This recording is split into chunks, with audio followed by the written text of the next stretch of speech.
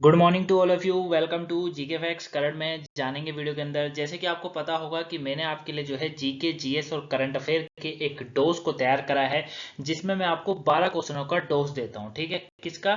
Daily जो है हम लोग क्या करते हैं, जीके जीएस और करंट अफेयर के टोटल 5 क्वेश्चनों को करते हैं, यानी कि एक डोज मैं आपको देता हूं जो कि टोटल 12 क्वेश्चनों का होता है। ठीक है, वैसे ये क्लास 10 बजे आया करती थी, ठीक है, लेकिन आज ये आप क्लास आपको जो है सुबह ही मिल गई होगी 5 बजे। 5 बजे क्यों दिए मैं आपको बताता हूँ, क्योंकि इसमें कुछ क्वेश्चन मैं करंट अफेयर के भी रखता हूँ। ठीक है, और मुझे ऐसा लगता था कि वैसे तो आप अच्छे से देखते हो वीडियो को, लेकिन मुझे ऐसा लगता था कि नहीं देख पा रहे हो, 10 बजे के बाद नहीं देखोगे, क्योंकि बहुत से लोग चैनल से वो भी जुड़े होंगे जो जॉब करते होंगे, है ना, और 10 बजे ऑफिस में एंट्री का एक टाइम माना जाता है, तो नहीं देख पाते होंगे, इसलिए मैंने 5 बजे कर दी, ताकि आप रास्ते में जाते वक्त कैसे भी आप इसको देख लें। ठीक है, तो आपके सभी एग्जाम के लिए इंपॉर्टेंट है, चाहे आप किसी भी कॉम्पिटेटिव एग्जाम की तैयारी कर रहे हो वन डे, चाहे वो रेलवे हो, रेलवे में एनटीपीसी ग्रुप डी हो, एसएससी का एसएससी सीएचएसएल हो, एसएससी सीजीएल हो, एसएससी जीडी हो, कोई भी कांस्टेबल पुलिस डिफेंस, यानी कि वन डे में होने वाले एग्जाम में सभी में आपको हेल्प करेगी। लिंक आपको टेलीग्राम पर मिल जाएगा। टेलीग्राम पर हमें फॉलो नहीं करा है, लिंक टेलीग्राम का डिस्क्रिप्शन बॉक्स में, वहां से आप हमें ज्वाइन करके पीडीएफ पा सकते हैं, साथ में क्वेश्चनों को भी जान सकते हैं। चलिए स्टार्ट करते हैं, जानते हैं सबसे पहला क्वेश्चन। फर्स्ट क्वेश्चन है आज का, कप्तान जेम्स कुक ने पहले यूरोपीय संपर्क स्थापित करते हुए किस महाद्वीप की खोज की थी? किसकी करी थी? तो ये जो की गई थी वो ऑस्ट्रेलिया की करी थी। इसका बी ऑप्शन बिल्कुल राइट आंसर है। ध्यान से क्वेश्चन को थोड़ा समझिएगा। कप्तान जेम्स कुक, नाम याद रखिएगा कि ये पहले यूरोपीय संपर्क इन्होंने स्थापित करते हुए ऑस्ट्रेलिया महाद्वीप की खोज करी थी। ठीक है, ये आपको याद रखना है। ऑस्ट्रेलिया जो कि सरकारी तौर पर ऑस्ट्रेलियाई राष्ट्रमंडल दक्षिणी गोलार्ध के महाद्वीप के अंतर्गत एक देश माना जाता है, दुनिया का सबसे छोटा महाद्वीप भी है। इसकी जो खोज है वो कप्तान जेम्स कुक ने पहले यूरोपीय संपर्क स्थापित करते हुए कर दी थी। आपको ये याद रखना है कि ये दुनिया का सबसे छोटा महाद्वीप भी है। क्या है, पूछा जाता है कि दुनिया का सबसे छोटा महाद्वीप कौन सा है, आपका आंसर होना चाहिए ऑस्ट्रेलिया महाद्वीप। कौन सा? ऑस्ट्रेलिया महाद्वीप। खोज की अगर बात कर दे जेम्स कुक, किसने? जेम्स कुक, नाम याद रखिएगा। चलिए नेक्स्ट को समझते हैं। नेक्स्ट क्वेश्चन है, पाकिस्तान के किस शहर को मुगलों का बगीचा या बगीचों का शहर कहा जाता है? किसको कहा जाता है? लाहौर को कहा जाता है। किसको? लाहौर को। सी ऑप्शन बिल्कुल राइट आंसर है। लाहौर में आपको थोड़ा सा बताता हूँ, एक लाहौर ही है इनका एक अच्छा सा इलाका, बाकी तो सारा बर्बाद है, वैसे तो पूरा देश ही बर्बाद है, लेकिन एक लाहौर, अगर आप कभी इसको देखें, गूगल पे देखें या मतलब वीडियोस देखेंगे, तो आपको दिखेगा कि हाँ लाहौर कुछ है, थोड़ा लगता है कि वहाँ हाँ इंसान रहता है ना, बाकी तो है ही नहीं। लाहौर, लाहौर हमारे सीपी की तरह है। सीपी मतलब दिल्ली का सीपी देखा है क्या? कनाट पुलिस देखा होगा, सीपी है ना, उस तरीके से। इंडिया गेट वाला इलाका देखा है, उस तरीके से, मतलब साफ सुथरे में अगर मैं बात करूँ तो। ठीक है, लेकिन हमसे भी बेकार हालत में है पूरा देश, है ना। हमारी तो हालत काफी अच्छी है और काफी प्रगति कर रहा है भारत तो, लेकिन ये हमसे बहुत पीछे है। ठीक है, तो लाहौर जो है वो बगीचे या बगीचों का शहर कहा जाता है, ये आपको याद रखना है। अब बगीचे या बगीचों का शहर से क्या मतलब है? देखिए, ये जो है, ये जो शैली थी ना, एक शैली थी, फारसी बाग एवं तैमूरी बागों से प्रभावित है। ठीक है, बगीचों का शहर जो है मतलब क्या कहते हैं, मुगल उद्यान का एक समूह है। ठीक है, लाहौर के अंदर जो मुगल है उसका उद्यान का एक समूह माना जाता है, उद्यान शैलियां इसको कहा जाता है, उद्यान शैलियां। उद्यान शैलियों की अगर मैं आपसे बात करूं तो फारसी बाग और तैमूरी बागों से प्रभावित है। आयतकार खाकों जैसे बाग का एक चार दीवारी से घिरा होता है। इसके खास लक्षण है फव्वारे, झील, सरोवर, इस तरीके से आपको यहाँ पर बगीचों में देखने को मिलते हैं। तो ये जो है वो जो ये शैली जिसमें मुगलों ने यूज करी, वो शैली थी फारसी बाग और तैमूरी बागों से प्रभावित थे मुगल। ठीक है, तो इसका सी बिल्कुल राइट आंसर है। क्लियर हो गया? मुगलों के बारे में कभी और अच्छे से जानेंगे। अच्छा हाँ, फिर मैं आपको बता दूं, टेलीग्राम, टेलीग्राम जरूर ध्यान से सुन लो, टेलीग्राम का लिंक डिस्क्रिप्शन बॉक्स में है। टेलीग्राम हमने इसलिए ऑन कर दिया, इसलिए आपको ज्वाइन करने को बोलते हैं, क्योंकि अगर आपको कोई भी पीडीएफ चाहिए आप टेलीग्राम पर बोलिए, आपके लिए 12 से 13 क्वेश्चन तो टेलीग्राम पर पूरे दिन में हम लोग डाल देते हैं। 12 से 13 क्वेश्चन अगर आप उनको भी अटेम्प्ट कर लोगे तो भी आपकी तैयारी बहुत अच्छी हो जाएगी जीके जीएस में। समझ रहे हो मेरी बात को? ठीक, और बाकी मैं आपको यहाँ क्लास कराते हैं, तो टेलीग्राम जरूर ज्वाइन कर लीजिएगा, लिंक आपको डिस्क्रिप्शन मिल जाएगा। नेक्स्ट है, इनमें से कौन सा देश यूएनओ का 193वां देश है, यानी कि लास्ट देश था?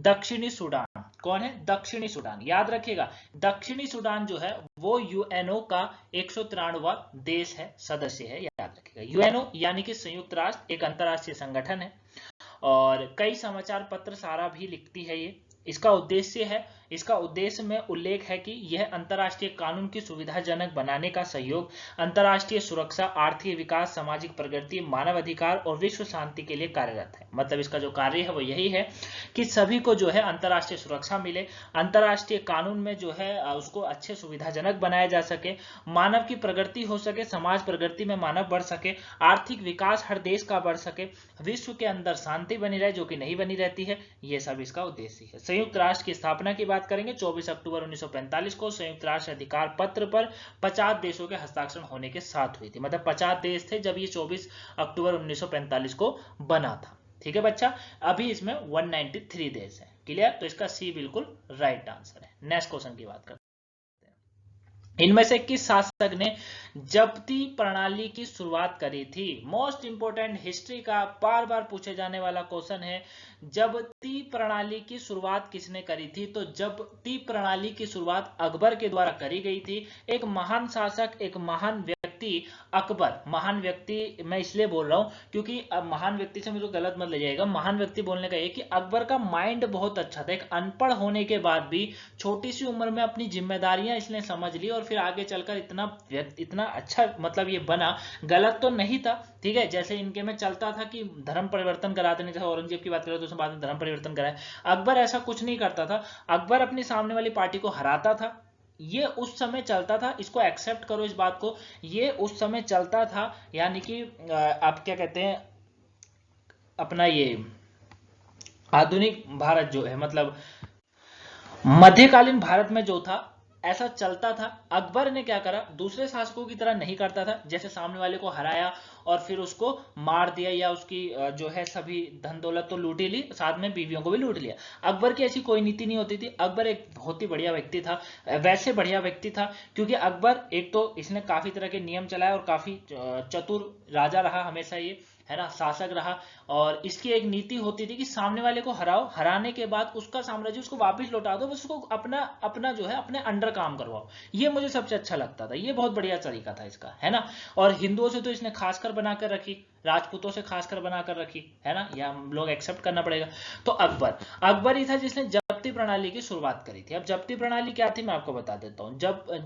जाब्ती प्रणाली लिखा हुआ है यहाँ पर। मुगल साम्राज्य में बादशाह अकबर के शासनकाल में राजा टोडरमल द्वारा स्थापित की गई भू राजस्व व्यवस्था की प्रणाली थी। ठीक है। अकबर के शासनकाल में 15वें वर्ष लगभग 1570 से लेकर 1571 ईसा में टोडरमल ने खालसा भूमि पर भू राजस्व की नवीन प्रणाली, जिसका नाम रखा था जाब्ती प्रणाली नाम रखा था, को प्रारंभ किया था। ठीक है। किस लिए थी ये? भू राजस्व एक प्रणाली थी। याद रखिएगा, इंपॉर्टेंट है। नेक्स्ट की बात करते हैं। लॉर्ड मेयो ने किस वर्ष भारत की पहली जनगणना शुरू करी थी? 1972 की डेट याद रखिएगा। 1972 में पहली जनगणना हुई थी।